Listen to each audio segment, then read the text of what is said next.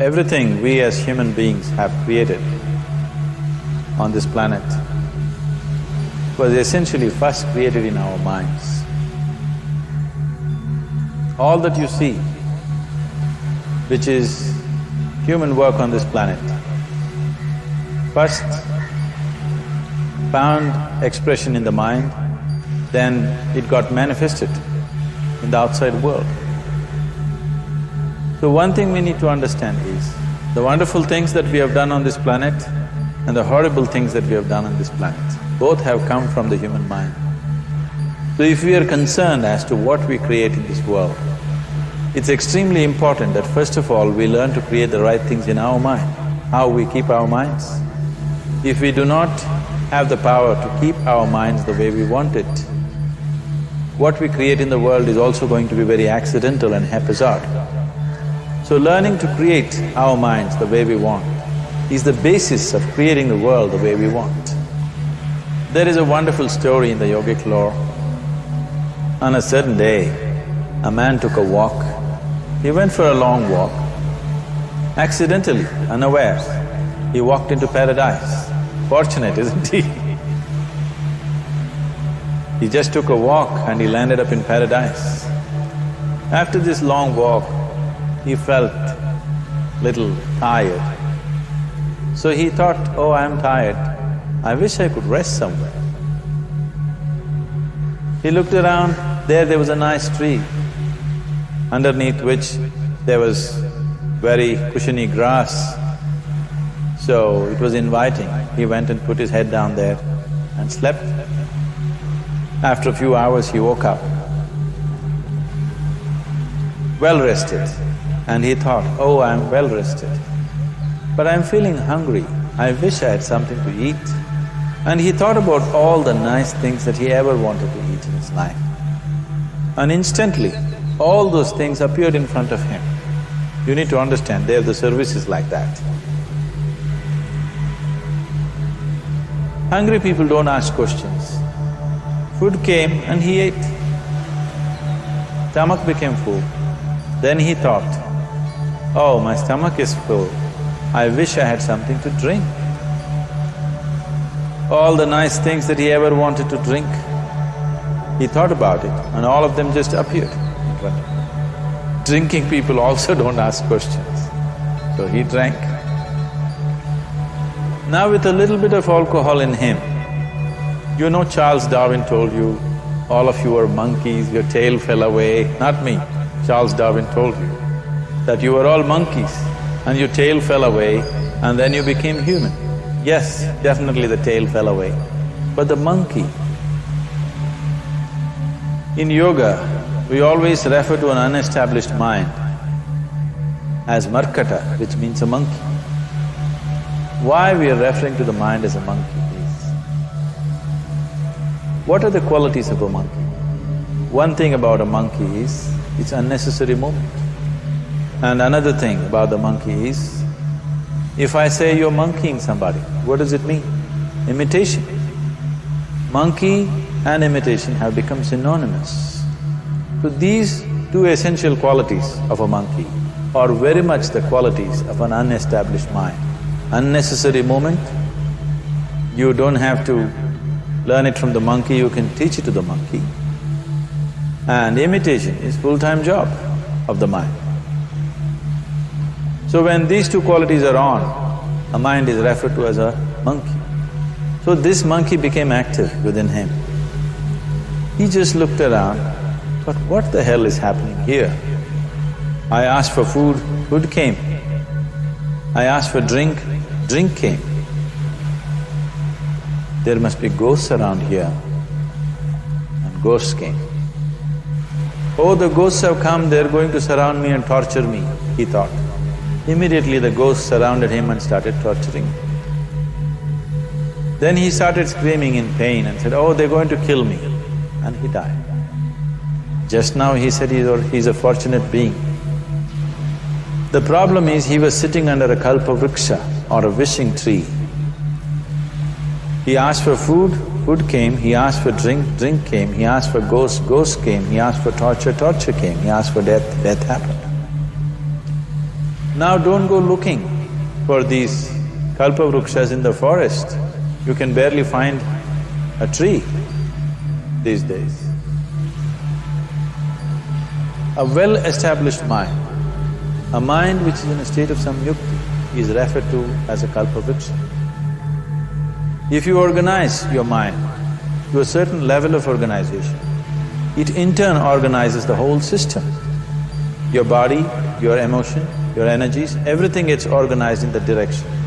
Once all these four dimensions of you, your physical body, your mind, your emotion and the fundamental life energies are organized in one direction. Once you're like this, anything that you wish happens without even lifting a little finger actually. It would help to assist it with activity, but even without doing any activity, you can still manifest what you want if you organize these four dimensions in one direction and keep it unwavering in that direction for a certain period of time. Right now the problem with your mind is, every moment it is changing its direction.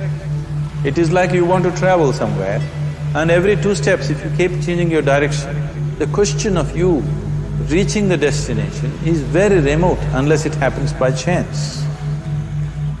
So, organizing our minds and in turn organizing the whole system and these 4 basic dimensions of who you are right now in one direction, if you do this, you are a kalpavruksha yourself. Anything that you wish will happen. But right now, if you look at your lives, everything that you have wished for till now, if it happened, you have finished. Everything and everybody that you have desired for, if all of that lands up in your house today, could you live with that? So if you want to become empowered, it is also important that you become responsible as to what you ask for and what you don't. Right now the world's situation is just this, we are hugely empowered with technology. Today it doesn't take six billion people to destroy this planet. One man by pressing the wrong button can destroy the whole planet. When we are empowered like this, it's very important that our physical action, emotional action, mental action and energy action are controlled and properly directed. If it is not so, we become destructive, self-destructive. Right now, that is our problem. The technology, which is supposed to make our life beautiful and easy, has become the source of all the problem that we are destroying the very basis of our life, which is the planet. So what should have been a boon, we are making a curse out of it. What has brought incredible levels of comfort and convenience to us in the last 100 years or so has also become a threat to our life simply because we are not conscious action, we are in a compulsive state of action. So organizing our minds fundamentally means moving from a compulsive state of activity to a conscious state of activity. You might have heard of people for whom they asked for something and beyond all expectations it came true for them. Generally this happens to people who are in faith. Now, let's say you want to build a house. If you start thinking, oh, I want to build a house. To build a house I need 50 lakhs, but I have only 50 rupees in my pocket. Not possible, not possible, not possible. The moment you say not possible, you are also saying I don't want it. So on one level, you're creating a desire that you want something, on another level, you're saying I don't want it. So in this conflict, it may not happen. Someone who has some faith in a god or in a temple or whatever, who is simple-minded. Faith works only for those people who are simple-minded. Thinking people who are too much thinking, for them it never works. A childlike person who has a simple faith in his god or his temple or whatever, he goes to the temple and says, Shiva, I want a house. I don't know how, you must make it for me. Now in his mind there are no negative thoughts. Will it happen? Will it not happen? Is it possible? Is it not possible? These things are completely removed by this simple act of faith. Now he believes Shiva will do it for him and it will happen. So is Shiva going to come and build your house? No, I want you to understand, God will not lift his little finger for you. what you refer to as God is the source of creation. As a creator, He has done a phenomenal job, there's no question about it. Could you think of a better creation than this? Is it in anybody's imagination to think anything better than what is there right now? So as a creator, He has done His job wonderfully well. But if you want life to happen the way you want it, because right now, the very crux of your happiness and your well-being is this: if at all if you're unhappy, the only and only reason why you're unhappy is life is not happening the way you think it should happen. That's all it is. So if life is not happening the way you think it should happen, you're unhappy. If life happens the way you think it should happen, you are happy. It's as simple as that. So if life has to happen the way you think it should happen, first of all, how you think, with how much focus you think, how much stability is there in your thought, and how much reverberance is there in the thought process will determine whether your thought will become a reality or is it just an empty thought. Or how you do not create any impediments for your thought by creating negative thought process. Is something possible or not possible? Is destroying humanity. What is possible and not possible is not your business, it's nature's business. Your business is just to strive for what you want. Right now you're sitting here, if I ask you two simple questions, I want you to just look at this and answer this. Right now from where you're sitting, can you just fly off? You say no? Right now from where you're sitting, can you get up and walk? You'll say yes. What is the basis of this? Why you say no to flying and yes to walking?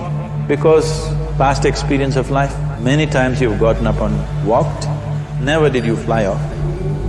Or in other words, you're using the past experience of life as a basis for deciding whether something is possible or not possible. Or in other words, you have decided that what has not happened till now cannot happen in your life in future. This is a disgrace to humanity and the human spirit. What has not happened till now on this planet can happen tomorrow. Human beings are capable of making it happen tomorrow. So what is possible and what is not possible is not your business. That is nature's business. Nature will decide that. You just see what is it that you really want and strive for that. And if your thought is created in a powerful way, without any negativity, without any negative thoughts bringing down the intensity of the thought process, it will definitely manifest. The whole existence today, modern science is proving, is just a reverberation of energy. It is a vibration. Similarly, your thought is also a vibration. If you generate a powerful thought and let it out, it will always manifest itself. So generally, people are using faith as a means to remove the negative thought. Today, once you have become thinking human beings, your faith is not too deep. It doesn't matter how much faith you think you have, somewhere doubts always crop up. Right now, the way your minds are made, this moment, if God appears right here, you will not surrender to Him. You will want an investigation whether He is really God or not. With this kind of mind, you should not waste your time on faith. So there is an alternative, which is commitment. If you simply commit yourself to creating what you really care for, now once again, your thought gets organized in such a way, there is no such thing as whether it's possible or not possible. There is no hurdle in your thought process. Your thought flows freely towards what you want. Once this happens, making it happen will also naturally follow. So to create what you really care for, first and foremost thing is that what you want must be well manifested in your mind, that this is what I want. Is that what you really want? You must look at it, because any number of things in your life you have thought, this is it, the moment you reach there, you realize that's not it, it's the next one and the next one and the next one. So what is it that one really wants is one thing. First of all, we must explore. Once that is clear, and we are committed to creating it. Now there is a continuous process of thought in that direction. Once you can maintain a steady stream of thought without changing direction, definitely this is going to happen in your life, or it will definitely manifest as a reality in your life. So, either you make this human form into a kalpavriksha, or you make it into one big mess, which is happening all over. One reason why we have not created the kind of world that all of us would want to live in is, too many people are busy looking up.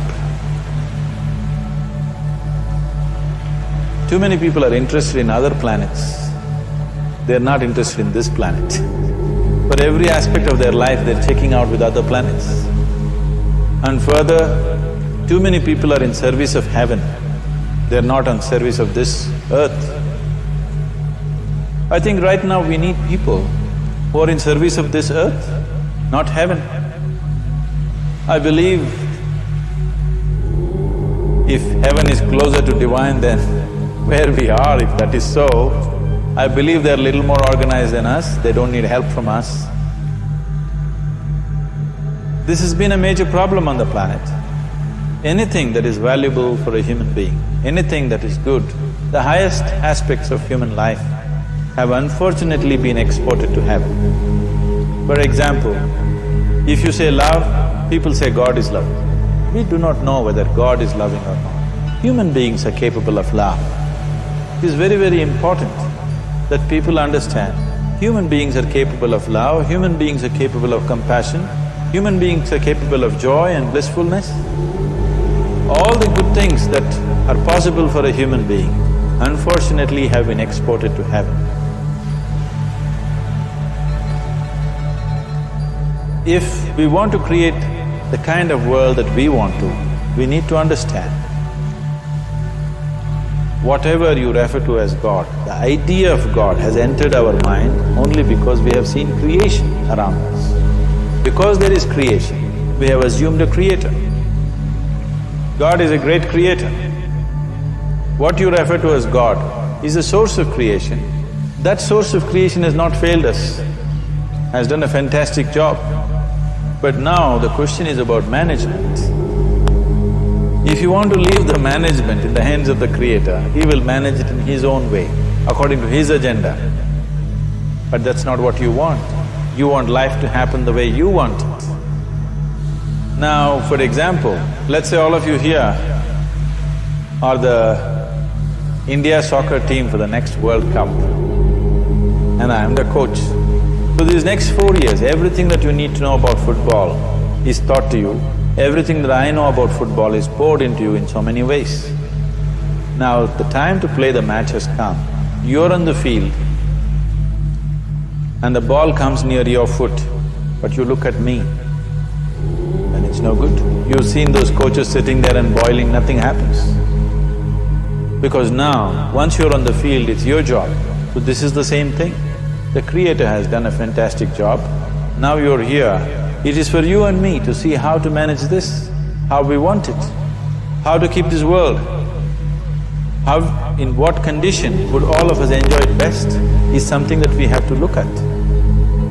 So at every stage in our life, we tend to think, this is it. If this one thing happens, everything will be fine with my life. You reach there and you realize that's not it, and you postpone it to something else and something else. This is going on. The first and foremost thing is, you must be clear what is it that you really want. If you do not know what you want, the question of creating it doesn't arise. If you look at what you really want, what every human being wants is, he wants to live joyfully, he wants to live peacefully. In terms of its relationships, he wants it to be loving and affectionate. Or in other words, all that any human being is seeking for is pleasantness within himself, pleasantness around him. If this pleasantness, if it happens in our body, we call this health and pleasure. If it happens in our mind, we call this peace and joy. If it happens in our emotion, we call this love and compassion. if it happens in our energy, we call this blissfulness and ecstasy. This is all that a human being is looking for. Whether he is going to his office to work, he wants to make money, build a career, build a family, he sits in the bar, sits in the temple, he is still looking for the same thing. Pleasantness within, pleasantness around. If this is what we want to create, I think it's time we addressed it directly and commit ourselves to creating it. So you want to create yourself as a peaceful human being, joyful human being, loving human being, a pleasant human being on all levels. And do you also want a world like this? A peaceful world, a loving world, a joyful world? No, I want greenery, I want food. When we say a joyful world, that means everything that you want has happened. So this is all that you're looking for. So all that you need to do is commit yourself to creating it, to create a peaceful, joyful and loving world, both for yourself and everybody around you. Every day in the morning, if you start your day with this simple thought in your mind, that today, wherever I go, I will create a peaceful, loving and joyful world. If you fall down 100 times in the day, what does it matter? For a committed man, there is no such thing as failure. If you fall down 100 times, 100 lessons to be learned. If you commit yourself like this to creating what you really care for, now your mind gets organized. Once your mind gets organized, the way you think is the way you feel, your emotion will get organized. Once your thought and emotion is organized, your energies will get organized in the same direction. Once your thought, emotion and energies are organized, your very body will get organized. Once all these four are organized in one direction, your ability to create and manifest what you want is phenomenal. You are the creator in many ways. Why I am saying you are the creator is, I want you to look at the nature of your life right now. If you eat a banana, in 4 hours' time, this banana becomes a human being. There is something within you, a life-creating process, a process which builds this body. The manufacturer of this body is within. You give him a banana, he makes a human being out of that banana. Transforming a banana into a human being is not a small thing. It is a phenomenon. It is just that this phenomena is happening within you unconsciously. If you could only consciously manifest this, making a banana into a human being, you are the creator. You are nothing less than that. As the theory of evolution goes, to make a monkey into a human being, it took millions of years. Over an afternoon, you can make a banana into a human being or whatever else, a piece of bread that you eat, into a human being. So, the very source of creation is functioning within you. If you organize these four dimensions of mind, emotion, body and energy in one direction, the source of creation is with you. You are the creator. What you want to create will happen to you effortlessly. Once you're organized like this, now you are not a mess. You are a kalpa vriksha. You have the power to create what you want.